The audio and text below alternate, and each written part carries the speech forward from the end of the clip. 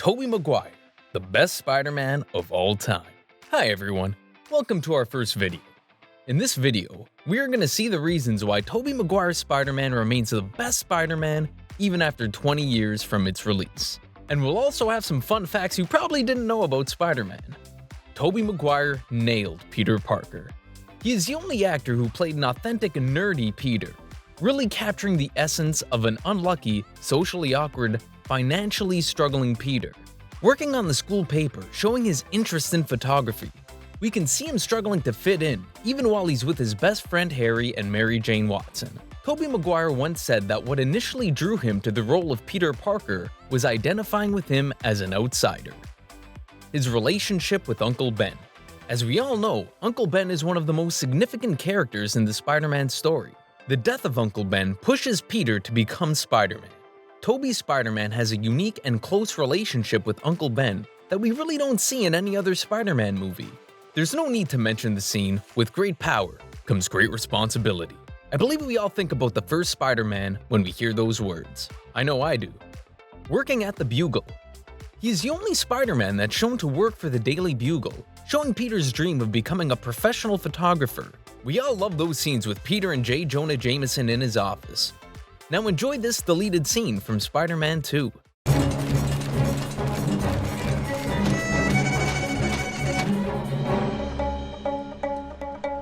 Spider-Man, Spider-Man, where have you gone to, Spider-Man? Where have you gone to, Spider-Man?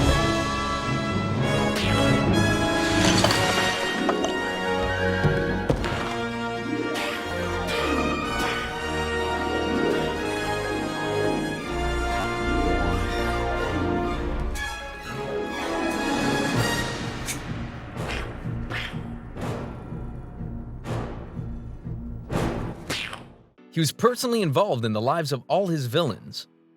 From the Green Goblin, Dr. Otto Octavius, to Venom and the Sandman, Tobey's Spider-Man feels personally connected to all of them, starting with the first movie villain. The Green Goblin, his best friend's father, and also a kind of second son to Norman. And Norman was very grateful he helped Harry with school. Norman is like a part of the family for Peter. In Spider-Man 2, we are introduced to Dr. Otto Octavius. Peter idolized Otto. He was a charming, brilliant, and ambitious scientist. Peter met Dr. Otto through Harry, and quickly the two built a close relationship around science. For the last film of the series, we are introduced to two new villains. Well, three if you count Harry. Flint Marko, the Sandman, Uncle Ben's true murderer, making Peter relive the death of his uncle. We can easily see why the two share a personal connection. As the story unfolds, Peter learns what truly happened the night Uncle Ben dies, and forgives Flint for what happened, to show how much Peter has grown from the time he chased what he thought was Ben's killer in the first movie. Eddie Brock, Venom. Now the reason we say he was personally involved with Venom is because of the symbiote suit, the black suit. When it takes over Peter, we can see him changing, giving him more strength, but also changing his personality, making him more aggressive and somewhat colder. Of course, we all know this. And how can anyone forget the Bully Maguire dance? This scene has become one of the most popular scenes in the trilogy. And back to the topic now with Eddie Brock, the new photographer of the Daily Bugle, competing with Peter for a job opening that at the end has Eddie winning with a fake photo, making his career disappear. Peter forcefully takes his symbiote suit off, which ended up taking over Eddie, and here, Venom is born. Did you know the tray scene in the cafeteria wasn't done digitally? On the film commentary, Tobey said, "They're gonna do that digitally." Then someone came up with the idea of standing above the camera and dropping all the stuff and hoping it landed right. I think we saved them a bunch of money. On another commentary, it also revealed that it took 156 takes for Tobey to make that scene. Now that's what it means to be Spider-Man. The famous upside-down kiss, one of the most memorable scenes in the movie, and the first kiss of Peter and Mary Jane Watson.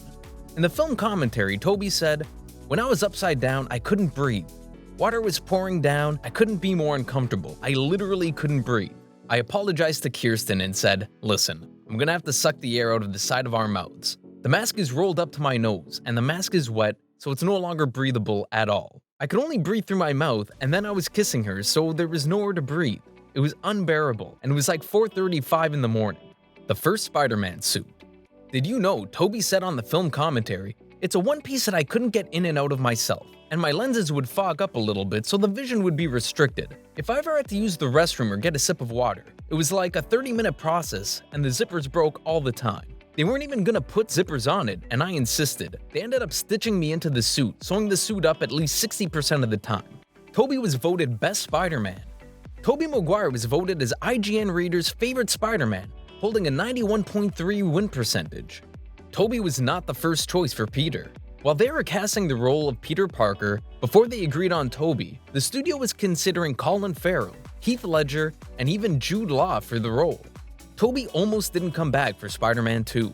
An injury sustained while filming another movie meant that Maguire almost had to end his involvement with Spider-Man after just one movie. Jake Gyllenhaal, who recently entered the Marvel and Spider-Man universe playing Mysterio, was supposed to be his replacement. Can you imagine if that happened? Better not even think about it. Spider-Man 3 was the most expensive movie in 2007. In 2007, Spider-Man 3 had a budget of $350 million. All Kirsten Dunst screams in Spider-Man 3 were reused from Spider-Man 2. Kirsten Dunst didn't record any new screams for her damsel in distress kidnapping scene in Spider-Man 3 because there was enough audio of Dunst screaming from the Spider-Man 2 takes. And that's it, guys. Let us know who your favorite Spider-Man is in the comments below. Thank you so much for watching. Make sure to like and subscribe, and stay tuned for our next video.